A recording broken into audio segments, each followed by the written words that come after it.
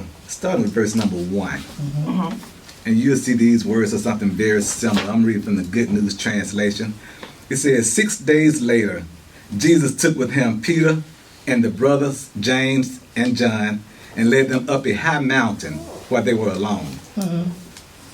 As they looked on, a change came over Jesus. His face was shining like the sun, and his clothes were dazzling white. Then the 3 disciples saw Moses and Elijah talking with Jesus. So Peter spoke up and said to Jesus, Lord, how good it is that we are here. If you wish, I will make 3 tents here, one for you, one for Moses, and one for Elijah. Verse 5. While he was talking, a shining cloud came over them, and a voice from the cloud said, This is my own dear son, with whom I am pleased. Listen to him. When the disciples heard the voice, they were so terrified that they threw themselves face downward on the ground. Jesus came to them and touched them. Get up, he said. Don't be afraid. So they looked up and saw no one there but Jesus.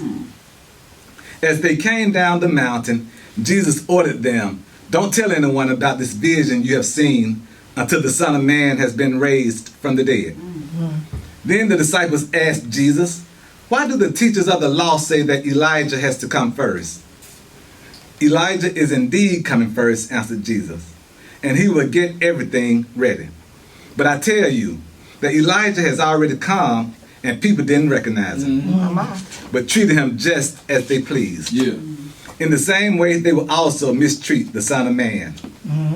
Then the disciples understood that he was talking to them about John the Baptist. Amen. Amen. I want to preach from the subject this morning. Make it last forever. Make it last forever. Make it last forever. If you've ever had what's considered a mountaintop experience, you have the tendency to want to stay right there. Not only do you have the tendency to want to stay right there, but you don't want it to ever end. You want to make it last forever and stay on that mountaintop as long as possible. If you ever had an opportunity to drive downtown, in a city, don't even have to be in Atlanta, but drive downtown for an event or a game or some type of activity, you find out that parking is rare. Parking is a premium. Sometimes you go downtown and you only need about 15 minutes. Sometimes you might need longer. But there are certain restrictions about parking downtown. All the parking lots are filled up and charge your arm and leg just to park there for a while. So every now and then you might look up and find a spot on the street. If you're like me, sometimes you like to try to take your chances. I'll see a parking spot and I'll look around and I don't see no police officers nowhere around and stuff. So I might try to get into that parking spot because I'm not going to be there long. I'm just going to be there for a couple minutes. And I see the meter and it said no parking, limited parking, 2 hours only, or parking for certain people. I'm like, I'm only going to be in there about 5 or 10 minutes. Then all of a sudden I come back out and there's a boot on the tire. The car is gone. Something will happen to somebody. And it's my fault, but I get mad. I would get mad because I was only there for a while. They need more parking down here. And you start complaining that there's not enough parking. And why they want everybody to come downtown? Why they don't have a building out near my house where I can go and pay my county tax or whatever might be the case? So we have to realize that when you're trying to find something, and no matter how quick or how much time you think you have, nothing's gonna last forever. This title that I came up with, well, I didn't come up with it. Most of y'all already know where it come from anyway. Keith Sweat. Keith Sweat was talking about making it last forever. Now Keith Sweat might have been talking about something a little different. And I started looking at it. At first I was just thinking, I said, I know what he meant. And I know what he's saying. You know, and some of y'all, Shanta might not know, but it says stuff like, make it last forever. Don't let our love end. Let's make it last forever and ever and ever. Don't let our love end. Let me hear you tell me you love me. Let me hear you say you never leave me. Oh girl, that would make me feel so right. Let me hear you tell me you want me. Let me hear you say you'll never leave me until the morning light. But Keith Sweat, when I think about him and some of the words that he put into his song, he was trying to have a feeling that he didn't want to ever end. And I understand having a good time, being with people, going somewhere. Have you ever gone out with some friends and it seemed like the time just went by so fast? And you are sad that it had to come to an end because, you know, the time just went by so fast. And on the other hand, you could be at work and look at the clock and look like you can see the paint on the wall dry because the time is lasting forever. So in our text, we see here that Jesus take Peter, John, and James on a mountain climbing trip. And on a mountain climbing trip, I don't know what they had with them when they went up there, but usually when you climb in the mountain, you're going to have on some special type of shoes. You're going to have on special outfits, some mountain climbing gear, and you probably have at least some water with you. You might have a flashlight, you might have a rope, but the Bible, one thing I like about what it says in the text, it don't give you all those details about climbing mountains. That's maybe what we need. But when you with Jesus climbing the mountain, the only thing you need is Jesus. That's it. That's it. Jesus was all they needed as they climbed the mountain. And you know, climbing the mountain in itself is an experience. You know, I keep telling myself it's a shame. I've been in Atlanta all my life and has never climbed Stone Mountain. Has never climbed Stone Mountain. I remember going up the Stone Mountain on the what's called the sky lift years and years ago when I was a kid, but I have never climbed Stone Mountain.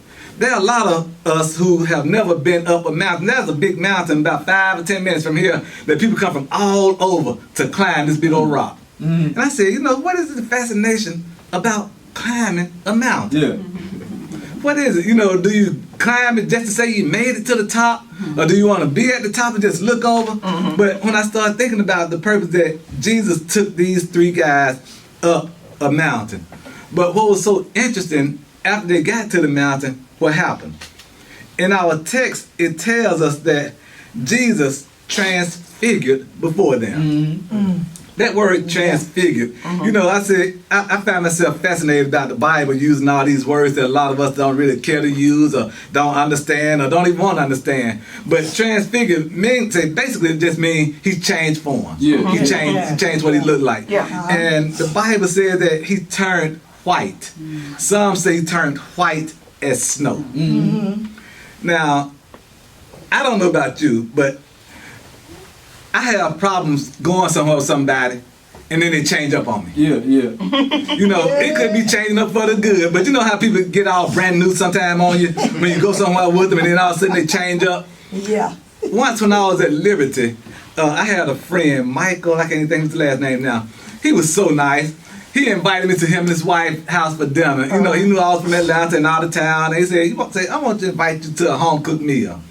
And I said, okay, you know, I felt kind of funny because, you know, when I was at Liberty, I was the only African-American up there in my class now. He stayed up in the mountain. There's no phone reception up there where he stayed at. And, you know, and we were just going around the mountain, going around. I let Tisa know before I left. I said, okay, I'm going up in the mountain with him there. So in case, you know, but we just kept going up and up and up and up. And he was just taking us up to this high place. And then finally we got to the top. Their home was up there. And I said, who in the world live up here? I said, so this is what they call mountain folks, huh? You know, but they actually lived up in the mountain. And when we got up there, you know, he didn't change. I thank God he didn't change on me, nothing like that. He was very nice. Him and his wife made, that was the first time I ever had what was called taco salad. But they made taco salad for me for dinner. But they were just so nice. But just being up in the mountain, I saw things differently. I looked down and I said, whew. But, you know, let me hear him get back to Atlanta. You know, I'm a city boy. I ain't used to all this stuff up here. So, you know, just being up in the mountain has its own thing that kind of gives you anxiety. So I can imagine Jesus, after he had taken Peter, James, and John up to the mountain, when he changed on them, what it caused Peter and them to feel. the Bible says he changed and he turned white. And then all of a sudden, people appeared. People appeared. People who were supposed to be dead. Yeah. You know, I never really watched the movie Sixth Sense like some of you all have, and I probably need to. But you know, that was the movie that came out with the phrase, I see dead people. Yeah. You know, can you imagine Peter and them? We see dead people. Yeah. And you know, we already know they were scary people. Yeah. Because we know how scared, they thought he was a ghost already when he walked on the water to them. So we know they used to seeing ghosts, being afraid of ghosts. So here it is, all of a sudden Jesus changed on them. And then some dead people appear before them. Yeah. And then they start talking. Yeah, yeah. Who want that to last forever? You're away from your family and friends. Yeah. You with Jesus. You know, Jesus told you to follow him. And you know, I know that following Jesus comes with its own set of rules and own set of bylaws. But you know, you never know what Jesus is going to lead you when he say, follow me. Yeah. Come go with me. Have you ever had a friend that say, hey, come go with me, and you didn't know where y'all going? And you was wondering, hoping y'all was going somewhere that was going to be safe and you weren't going to be in trouble? Do you have friends or do you know people that you are uncertain if you go there and they would just say, hey, come go with me for a minute? Without asking them questions? Yeah. Where we going? Who we going to see? How long we going to be there? What we going to do when we get there? Yeah. Because, you know, just saying, come and go with me, and people follow you, that's a person with a lot of power. Yeah, yeah. A lot of authority. I have some friends that I would not just jump in the car with them. You know, not that they're bad people, but sometimes trouble seems to find them. Yeah, yeah, yeah. And sometimes trouble has a way of knowing where they're going. And sometimes if you're with them, you can be an innocent bystander and find yourself in trouble. So when someone says, just come and follow me or come go with me, you have to be kind of careful. But when Peter, James, and John decided to follow Jesus, I'm pretty sure they was expecting something, even though they didn't know what it might be. So to see him change form to be white. Now this white, you know, I started thinking about things that make things white. And bleach came to mind. Clorox. I can imagine Jesus being whiter than any white that Clorox can get you. There's certain brands of paint. You know, I don't even know. There's this church over in Southwest Atlanta on Avon called Cathedral of Faith. This church had the purest, the shiniest, the brightest coat of white paint I've ever seen before in my life on a church building. And every time Tisa and I talk about white paint, we always say, we're talking about Cathedral of Faith paint. Yeah, yeah. Because that's their white paint. And I can imagine Jesus being whiter than that. So here we have Jesus change form. Two dead men, Elijah and Moses, appear and start talking to him. And then they disappear. And God speaks. Yeah, yeah. God speaks and says, this is my beloved son who I'm very well pleased in. I'm not scary, but I'm scary. You know, I'm not the type of person when I hear a noise, I just go walking up to it and trying to see what it is. You know, I'm trying to see from a distance. Yeah, yeah. Because, you know, I'm not the type when I hear a sound and let me go and see what that is. You know, I'm like, what's that? Yeah. You know, I might want to shine a light over there or something so I can see it first. Yeah. But here it is. Things happened before them. Yeah. And then all of a sudden when God spoke, Peter has a tendency of speaking things without thinking about it sometimes. Peter said, let's just stay here. I'll make a tabernacle for you, Moses, and Elijah. And we just stay here forever. It's something about when you experience a God encounter, you don't want to ever let it end. I remember growing up in a church, I was in a church, I've been in the church all my life, you know, and you know, sometimes I feel so funny because I said the experience I got jaded me. Because, you know, when you're in the church all the time, especially traditional type church I grew up in, you have certain mindsets that you think this is how everything's supposed to be. So anyway, but in our church, what we used to have going on was the spirit would get high and mighty. And you know, and the people get caught up in the spirit and we're having a good time and everything. And people, they never want church to end because of the great experience they had. God came in. And back then, when we grew up in the church, you just get to shouting. Everybody remember people shouting in the church? People just get to shouting and falling out and fainting. And you know, you ask your adult family members, what's going on? Oh, they're in the spirit and they don't get caught up and they're shouting and they praising God. And people didn't want church to end. end. Yeah. And you know, I used to look at that and I used to laugh when I was a little kid because I didn't understand it. Right. But when I got old, I started realizing what it's like to have an experience that you want to last forever. Yes, you know, I remember when I first started preaching. When I first started preaching, you know, in most churches, they have what's called the song of preparation. That's the song that they play before the preacher get ready to come up and start preaching. So on this particular Sunday, I was saying, make this song last forever. Yeah. Not because I was in the spirit at the time or so caught up at the time, but I was nervous as all get up. Cause I said, boy, when the song ends, it's time for me to get up and start preaching. And this is my first sermon ever. And all these people here to listen to me and hear me preach. I got family and friends and enemies and frenemies here and everybody there to hear me preach. And I'm like, boy, keep on singing, Paul. Keep on singing. Make it last forever. Make it last. Keep on. I didn't want that song to end because when that song ended, I meant it's time. I knew that meant it was time for me to get up. You talking about somebody who's nervous and everything, and I wanted the song to just keep on going and keep on going. But there are many of us who have experiences that we don't want to end. Why is it that some of our greatest experiences last for a few minutes? Some of our greatest experience only last for a few minutes. You know, I talk often about being in the band. Yesterday we had the opportunity to go to the Honda Battle of the Bands, you know, and they'll say that's what they call a bandaholic dream. You know, people who love them HBCU bands, you can't tell us now when we get there. We want to get out on the field and march with them and dance with them and all that. But at the game yesterday, each band got, I think, 7 minutes is still the time limits they give. And you know, me having flashbacks and everything, so one of the first things I whispered to Tisa was 490 seconds of high pumping action. Get ready to come onto the field right now. You know, but if you think about the 7-minute halftime shows band get when they split with another band, think about all the practice that went into that one halftime show. That one halftime show that only lasts 7 minutes took hours and hours of practice. They started practicing on that one halftime show back in the summer. You know, and when you think about how we do things, we prepare for stuff for a long time and for it only to last a short time. Anybody remember graduations? Some of us go to school 12 long years. Somebody said 12 long years. 12 long years. And then they try to rush you across the stage when it's time to graduate. Calling your name real fast. Your parents can't. They tell your parents and your friends don't clap, say all your applause. How you gonna rush me in? Do you know I had to pay senior fees, senior dues, junior fees, junior dues, and I had to come to Saturday schools and all this stuff, and you gonna rush me across the stage? Make it last forever. So when you start thinking about the things that you invest in, you think about the things that you put your time in, you ain't trying to rush it to a conclusion. On the flip side of it, you have Peter, James, and John. They were so caught up in the spirit of what God had did, and God confirmed for them who Jesus was. Ain't nothing like confirmation. God confirmed for them. Not that God had to, not that Jesus even asked to. You know, did Jesus know when he was taking them up there? I got something for them. I'm going to blow their mind. They don't even know what they're getting ready to get. You know, I wonder what it was like for Jesus as they was climbing the mountain and he already knew what was going to happen because they say he know everything anyway. He already knew what was going to happen. I bet he said, boy, they ain't going to know what's going to hit them when they get up here and see God speak to me and see the dead Elijah and the dead Moses come and appear for them.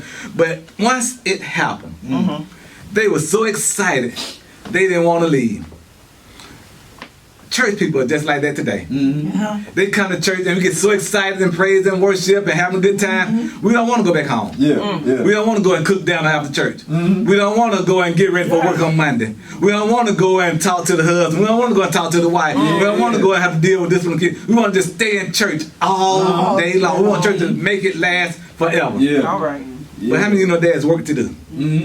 And you ain't got time to be in church all day making it last forever. That's the reason I like the hours of power. We come in, we start on time, we get out on time because we got to go out and do some work. So what Jesus told Peter, James, and John was, we got to go. They didn't want to go. They want to stay there. They were so willing to, let's just build everything right here that we never have to leave. And you know, I think Peter was trying to really suck Jesus up.